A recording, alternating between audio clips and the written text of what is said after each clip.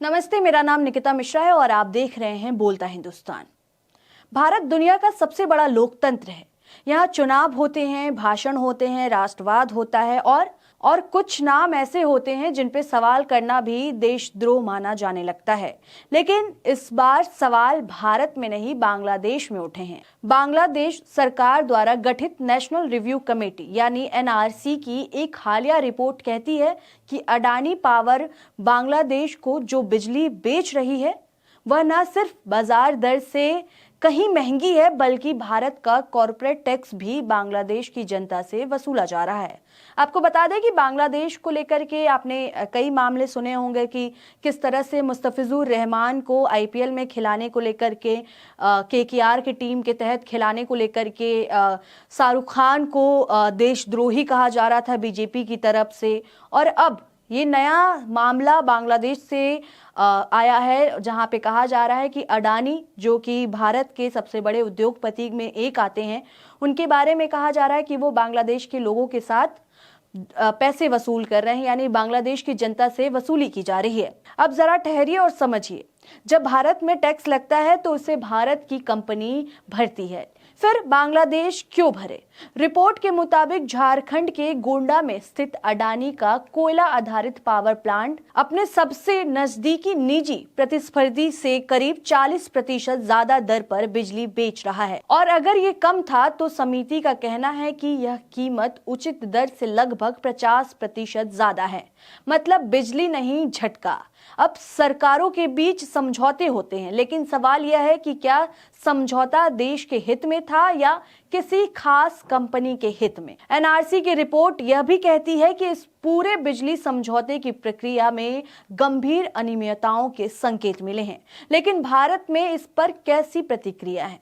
सन्नाटा, चुप्पी और हमेशा की तरह सवाल पूछने वालों पर अडानी पावर ने रिपोर्ट पर टिप्पणी करने से इनकार किया है। कंपनी का कहना है कि उसे ना तो रिपोर्ट दिखाई गई, ना ही उसकी राय ली गई। कंपनी ये भी कहती है कि भारी बकाया होने के बावजूद वह बांग्लादेश को बिजली दे रही है, जबकि बाकी कंपनियां सप्लाई घटा चुकी हैं।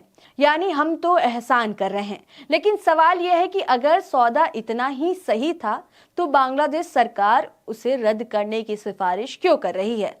रिपोर्ट साफ कहती है कि अडानी प्लांट बांग्लादेश की कुल बिजली आपूर्ति का 10% से ज्यादा हिस्सा देता है, फिर भी उसे सबसे महंगा बिजली स्रोत बताया गया है। और सबसे चौंकाने वाली बात यह है कि अंतर्राष्ट्रीय प्रथा यह है कि स्वतंत्र बिजली उत्पादक अपने देश का कॉर्पोरेट टैक्स खुद वहन करते हैं, लेकिन अडानी के साथ हुए समझौते में भारतीय कॉर्पोरेट टैक्स को भी बांग्लादेश से वसूला जा रहा है, यानी भारत का टैक्स बांग्लादेश की जेब से। अब सोशल मीडिया पर लोग पूछ रहे हैं कि क्या भारत अब सिर्फ आईपीएल ही नहीं, महंगी बिजली भी एक्सपोर्ट करता है? ट्विटर पर लोग तंज कस रहे हैं। आपको बता दें कि एके स्टालिन करके एक यूजर हैं, उन्होंने सोशल मीडिया एक्स पर पोस्ट करते हुए लिखा है कि अंधभक्तों के लिए बड़ी खुशखबरी, अब बांग्लादेश केवल आईपीएल ही नहीं खेलेगा बल्कि भारत से अडानी वाला बिजली भी नहीं लेगा। बांग्लादेश ने कहा अडानी बांग्लादेश को महंगी बिजली दे रहा है। जांच कमेटी ने अडानी से किए बिजली समझौते को निरस्त करने का सुझाव दिया है। अंधभक्त बांग्लादेश की चूड़ी टाइट करना चाहते थे, अब बांग्लादेश उनके अडानी पापा को टाइट कर रहा है। अब क्या किया जाएगा अंधभक्तों? ये सारी बातें सोशल मीडिया पे चल रही है और लोग पूछ रहे हैं कि आईपीएल के बाद क्या अब अडानी के खिलाफ भी लोग बोलेंगे? फिलहाल ये एक व्यंग था, लेकिन व्यंग अपनी जगह है, लेकिन मामला गंभीर है, क्योंकि यह सिर्फ बिजली का नहीं, भारत की वैश्विक छवि का सवाल है। और इसी बीच अमेरिका की सबसे बड़ी वित्तीय जांच एजेंसी यूएसएसईसी न्यूयॉर्क की अदालत में कह चुकी है कि पिछले 14 महीनों से भारत सरकार गौतम अडानी और उनके भतीजे सागर अडानी और अडानी समूह को समन तक नहीं पहुंचा पाई है। अब सवाल उठता है, जब दुनिया के दूसरे देश सवाल पूछ रहे हैं तो भारत की सरकार क्यों चुप है? क्या इसलिए कि सवाल पूछने से निवेश का माहौल खराब हो जाएगा, या इसलिए कि सवाल पूछने वाला गलत माना जाएगा? प्रधानमंत्री बार बार कहते हैं भारत की छवि विश्व में ऊंची हो रही है, लेकिन अगर पड़ोसी देश यह कहने में लगे कि भारत की कंपनियां उनसे महंगी बिजली बेचकर टैक्स वसूल कर रही है, तो छवि ऊंची होगी या भारी? आम नागरिक यह समझना चाहता है कि अगर सब कुछ नियम के अनुसार था तो बांग्लादेश की समिति अनुबंधों की समीक्षा की सिफारिश क्यों कर रही है? अगर सब कुछ पारदर्शी था तो अनियमितताओं की बातें क्यों हो रही हैं? और सबसे बड़ा सवाल, सरकार अडानी से एक भी सार्वजनिक सवाल क्यों नहीं कर रही है?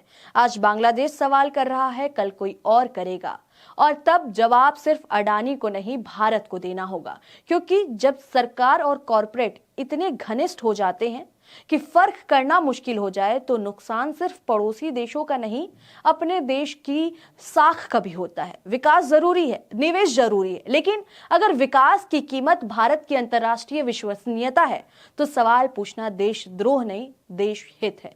फिलहाल इस खबर में इतना ही है। आपको क्या लगता है? आप क्या सोचते हैं? आप अपनी राय हमें कमेंट करके जरूर बताएं। तब तक के लिए देखते रहें बोलता हिंदुस्तान। शुक्रिया।